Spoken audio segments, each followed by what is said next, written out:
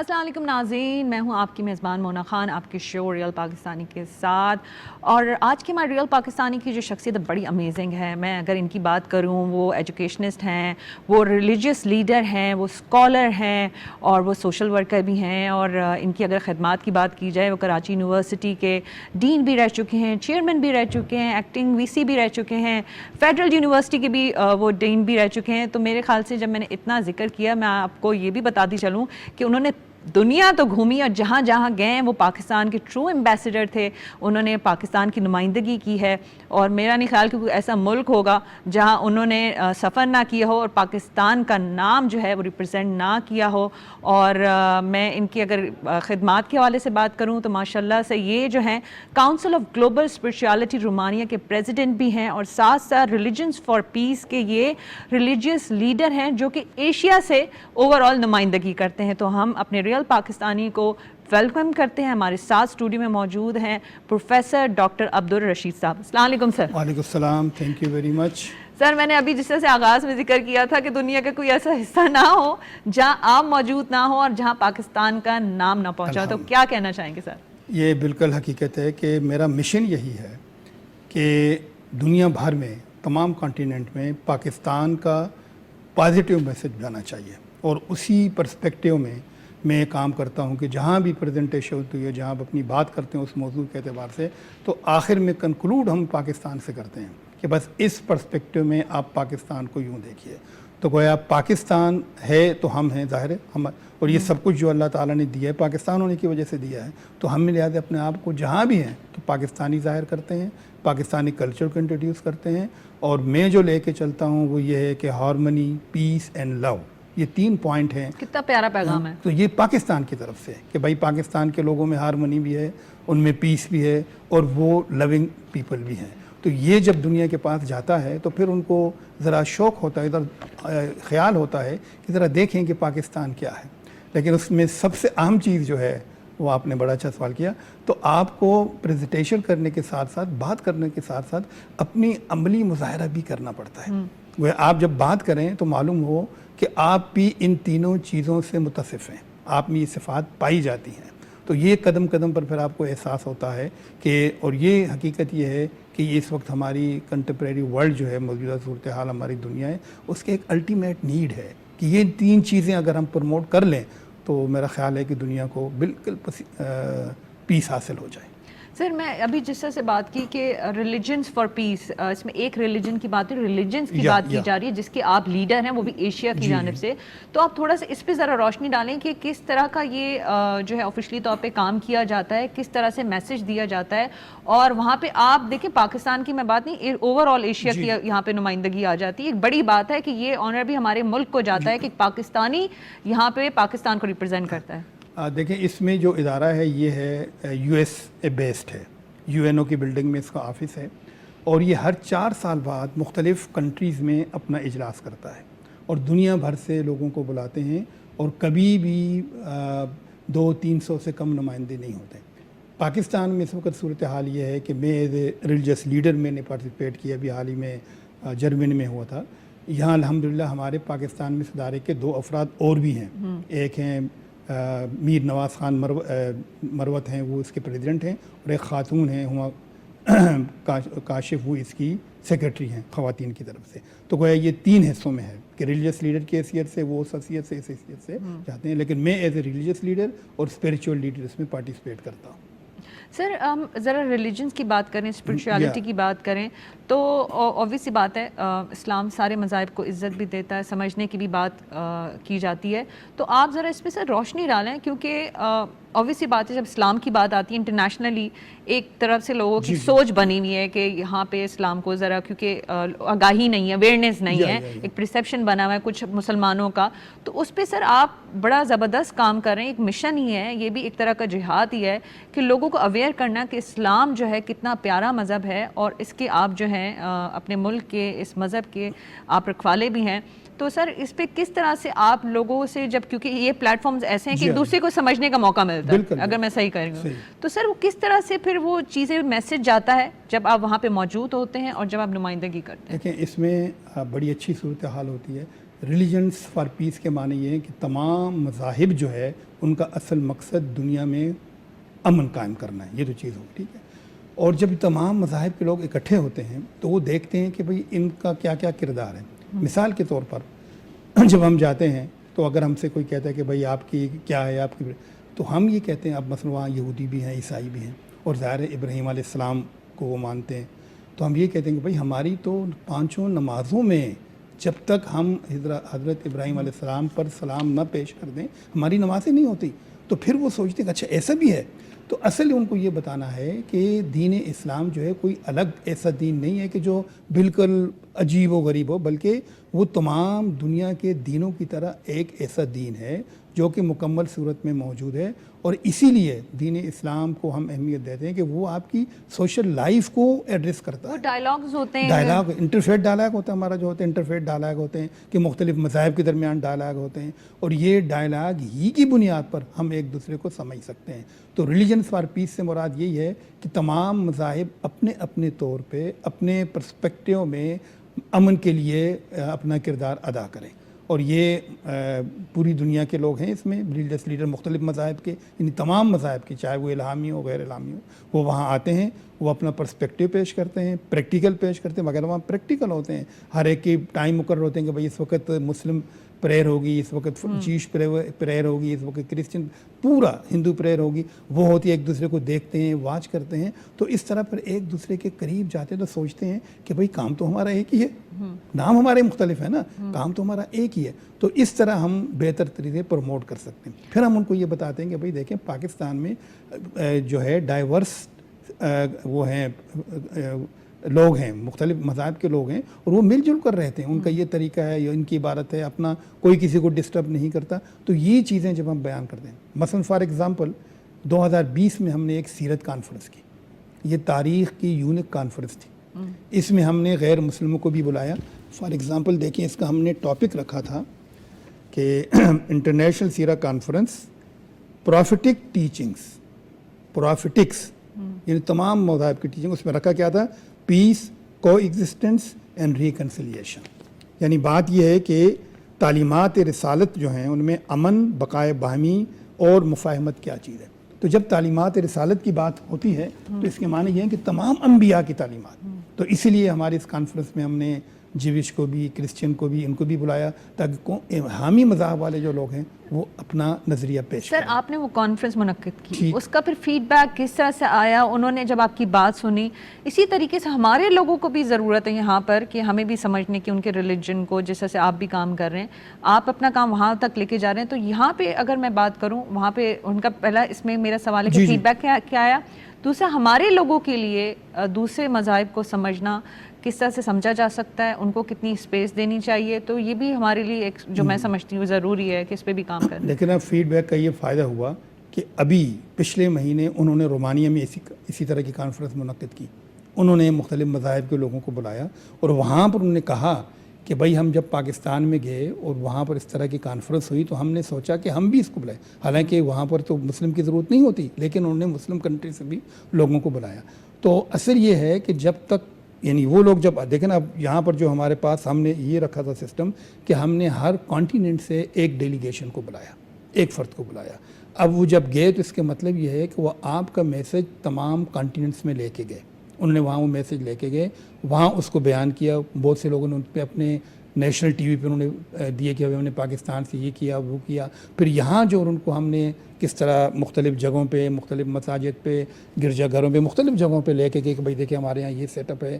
پھر مختلف کلچر میں ان کو لے کے گئے، کئی اسپریچول پلیسز میں لے کے گئے اور ان کو بتایا کہ بھائی دیکھیں یہ ہمارے ہے. علماء سے ملوایا کہ بھائی ہمارے ہاں علماء دین یہ ہیں، دیکھیے کس طرح کام کرتے ہیں، ماڈریشن میں کرتے ہیں، یہ کرتے ہیں. تو یہ سب چیزیں یہ ہیں.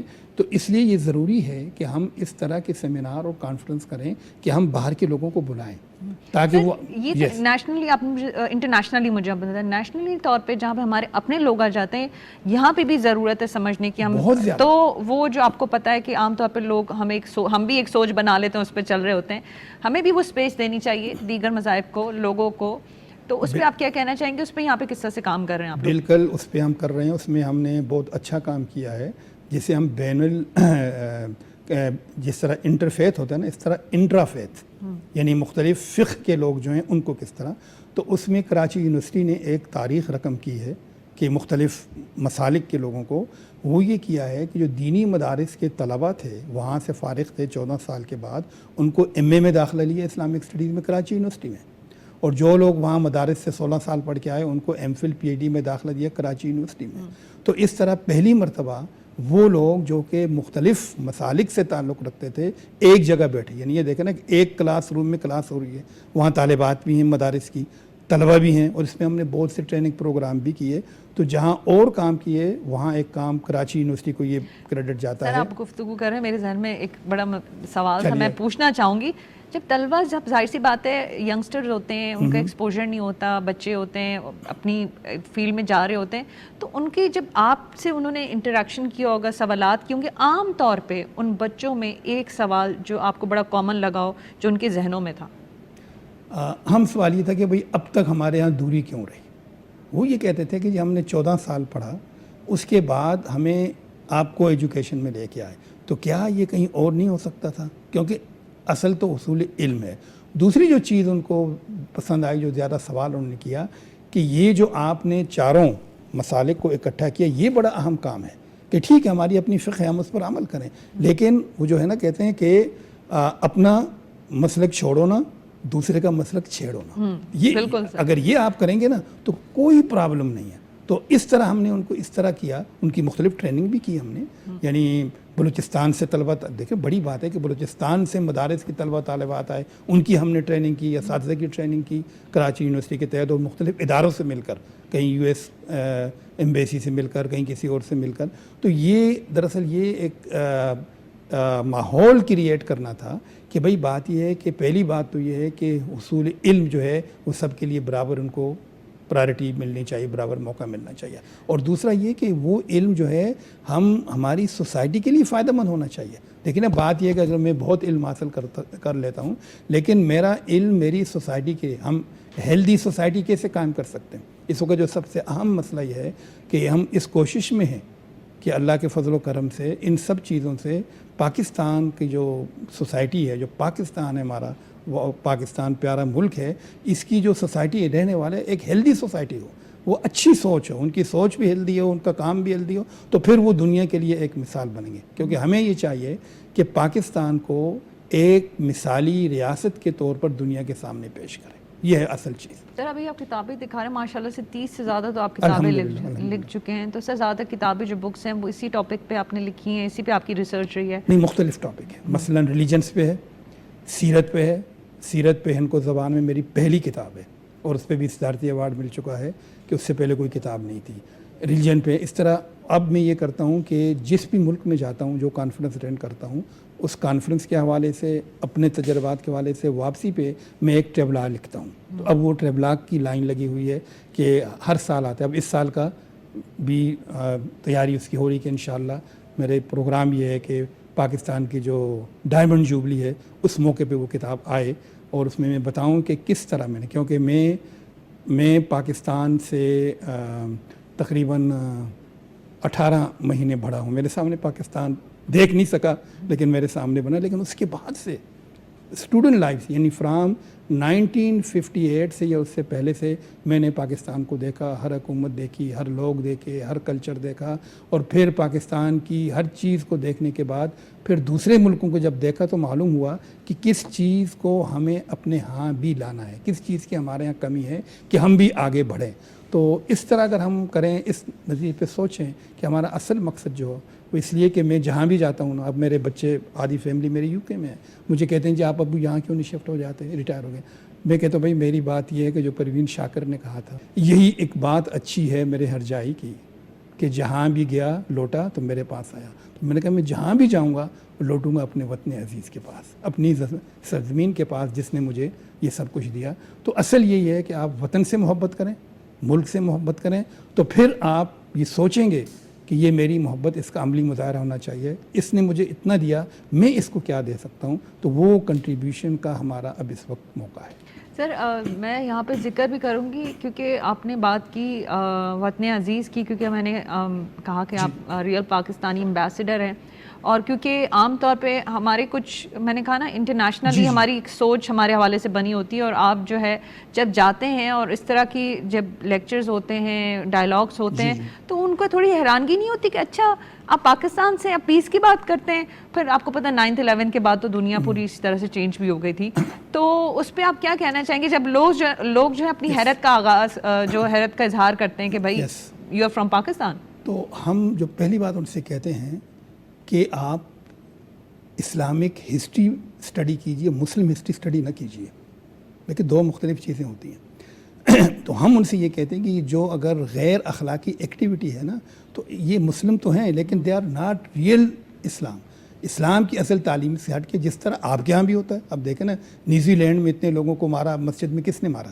مسلمان تو نہیں تھا نا، غیر مسلم تھا۔ ابھی ریسنٹ یو ایس کا جو واقعہ ہوا ہے، تو یہ ہم ان کو مثالیں دے کے کہتے ہیں، میں نے کہا دیکھیں بھائی اتنا تو ہر مختلف ہوتا ہے لیکن ہماری نمائندگی وہ نہیں کرتا، ہم اس سے بری اس ذمہ ہیں۔ اچھا سر، یہاں پہ ایک میرا سوال ہے، کیونکہ یہ جتنے بھی انسیڈنٹس ہوتے ہیں وہ کافی ینگسٹرز، ینگ لڑکے ہوتے ہیں جو اگر آپ دیکھیں 18 سال، اور وہ جو آپ کو پتہ ہے فائرنگ کے جتنے بھی واقعات ہوتے ہیں، تو اس پہ کیا ایک، میں پاکستان کی بات نہیں کر رہی، میں باہر کی بات کر رہی ہوں، وہاں پہ ان کو اس کی فکر نہیں ہوتی کہ آنے والے ٹائم پہ اگر یہ ایک ہے تو پھر 2 سے 3 اگر ان میں اتنی نفرت پائی جاتی ہے دیگر مذاہب یا رنگ نسل جو بھی، تو اس پہ آپ ان کا کیا آپ کرتے ہیں؟ ان کے ہاں مختلف ادارے ہیں، ریہیبلیشن سسٹم ان کا ہے، تو اس طرح کے لوگ اگر مثلا کوئی واردات کرتے ہیں اور پھر اس کے بعد بچ جاتا ہے تو پھر ان کا ایک پورا سسٹم ہے، اس کو ریبلیٹ کرتے ہیں اور اس کو ایک اچھا انسان بنانے کی کوشش کرتے ہیں۔ جس طرح انسان تو سوسائٹی میں ایسے بہت سارے لوگ ہیں، ہیں، تو وہی آپ نے کہا کہ ڈائلاگ کی ضرورت ہے، ان کو سمجھانے کی ضرورت ہے، ان کو یہ سمجھانے کی ضرورت ہے بھائی دیکھو آپ ٹھیک ہے، آپ عیسائی ہو، اوکے کوئی بات نہیں، اگر وہ مسلم ہے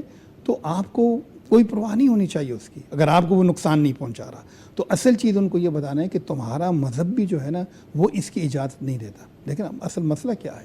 مسئلہ یہ ہے کہ ہمارے یہاں تو الحمدللہ ہمارے بچے قرآن بھی پڑھ لیتے ہیں، ترجمہ بھی پڑھ لیتے ہیں، ان کے یہاں بائبل کوئی نہیں پڑھتا، بچے نہیں پڑھتے، حالانکہ ان کی بائبل میں یہ سب چیزیں موجود ہیں کہ عیسیٰ علیہ السلام کی بنیادی تعلیمات کیا تھی؟ محبت، کہ بھائی محبت کرو۔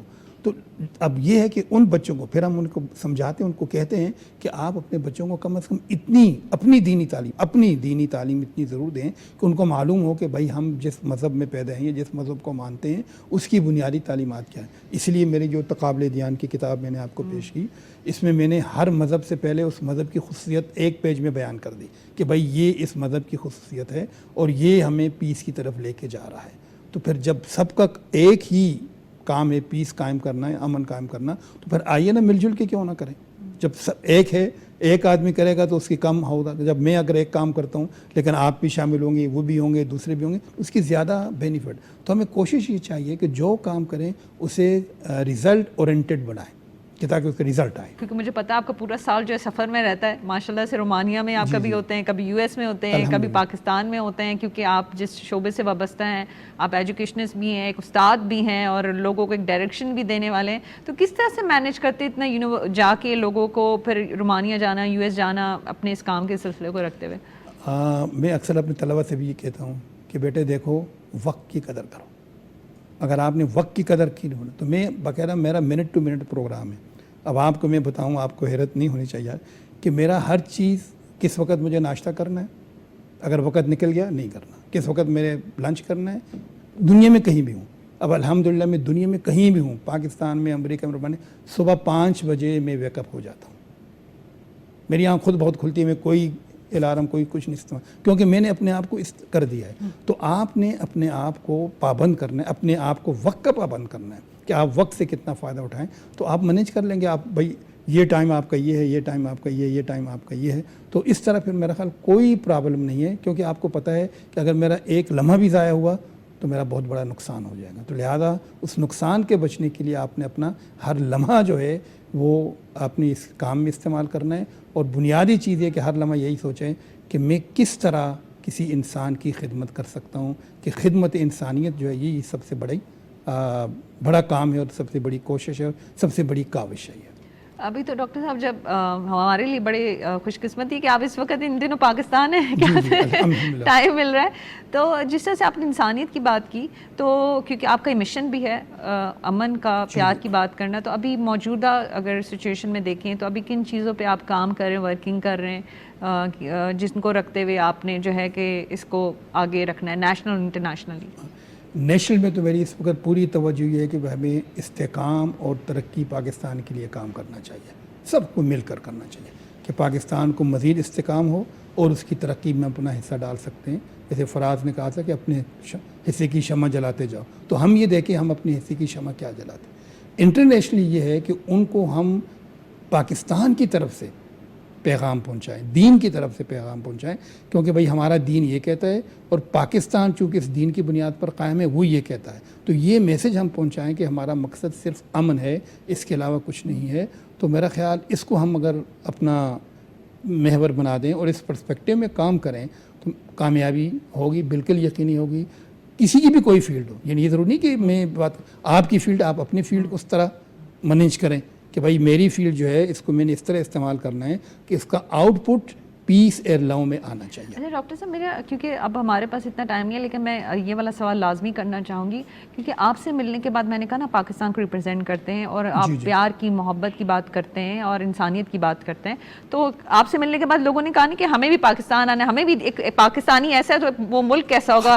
لوگ آتے ہیں تبھی تو یہ آتے ہیں نا، لوگ آتے ہیں کانفرنسوں میں آتے ہیں، ویسے ہم ان کو ویلکم کہتے ہیں بھائی آپ لوگ ملنے کے آتے ہیں، اس میں کوئی شبہ نہیں. ہمیں بلاتے ہیں، خود آتے ہیں، اس لیے کہ وہ دیکھنا چاہتے ہیں کہ بھائی ایسا کنٹری جس میں کبھی کبھی ہوتا ہے کہ معلوم جنا اتنے لوگ مر گئے، یہ ہو گئے، اور ایسا کنٹری جو آدمی آپ کے کہہ رہا ہے کہ جی ہمارے یہاں امن ہے یہ ہے، تو پھر وہ تو اسی لیے جب آپ نے پہلی بات کی نا شروع میں، بہت اچھی بات کی کہ ہمیں کوشش یہ کرنی چاہیے کہ لوگوں کو بلائیں، اٹریکٹ کریں اور ان کو بتائیں کہ بھئی دیکھیں آپ عملی طور پر دیکھیں، زبانی طور سے تو کچھ نہیں ہوتا. تو لوگ چاہتے ہیں کہ پاکستان آئیں، اور میرا خیال اس سلسلے میں جو یہ ٹورسٹ ترقی، ہماری ٹورسٹ کو ترقی دینی چاہیے. جب ٹورسٹ ڈیولپ کرے گا تو لوگ خود بخود آئیں گے، جب آئیں گے تو پھر اس کلچر میں انوالو ہوں گے، کلچر کو دیکھیں گے، یہاں کے کھانے کھائیں گے، بقول آپ کے عمدہ کھانے، اور تو پھر یہاں کے لوگوں سے ملیں گے تو ہوگا. پروڈیوسر صاحب کی آواز آ گئی، چھوٹا سا میسج میں چاہوں گی کہ آپ جو ہے ہمارے ناظرین کے لیے دینا چاہیں. میرا بڑا مختصر میسج ہے کہ اس وقت ہم الحمدللہ ابھی آنے دنوں میں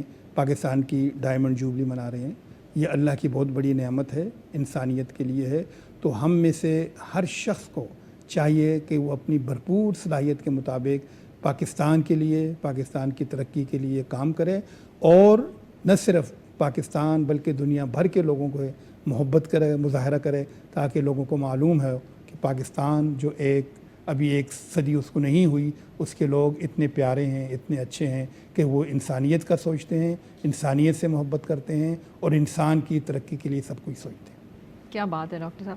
لیکن ڈاکٹر صاحب ہماری بہت ساری دعائیں اسی مشن کے لیے، کیونکہ آپ جو کام کر رہے ہیں یہ بہت بڑا کام ہے، کیونکہ اس سے جو ہے انسانیت کے لیے بہت بہتری آ سکتی ہے، اور آپس میں نہ صرف پاکستان، دنیا بھر میں لوگ جو ہے مل کے رہ سکتے ہیں. بہت شکریہ آپ کے ٹائم کے لیے. جی یہ تھے ہمارے ریئل پاکستانی، آپ نے ان کی گفتگو سنی. اگر ان کی گفتگو میں اندازہ کیا 3 باتیں تھیں: امن، محبت اور پیار. یہ نہ صرف پاکستان بلکہ جہاں بھی رہیں مل کر رہیں، اور اسی بات کے ساتھ کہ ہم جو ہیں اپنے ملک کو ریپرزینٹ کرتے ہیں. اگر کہیں پہ بھی آپ جس کنٹری میں بھی جائیں تو وہاں پہ اچھا کام کرنے کی کوشش کریں، کیونکہ جو امیج ہم باہر جا کے وہ دے کر آتے ہیں وہی سوچ جو ہے وہ ہمارے ملک کے لیے رکھتے ہیں. اسی بات کے ساتھ کہ ہمیں اپنے ملک کے لیے بہت کام کرنا ہے، بہت محنت کرنی ہے. مجھے مونا خان کو اجازت دیجیے گا. اپنا بہت خیال رکھیں. پاکستان زندہ باد.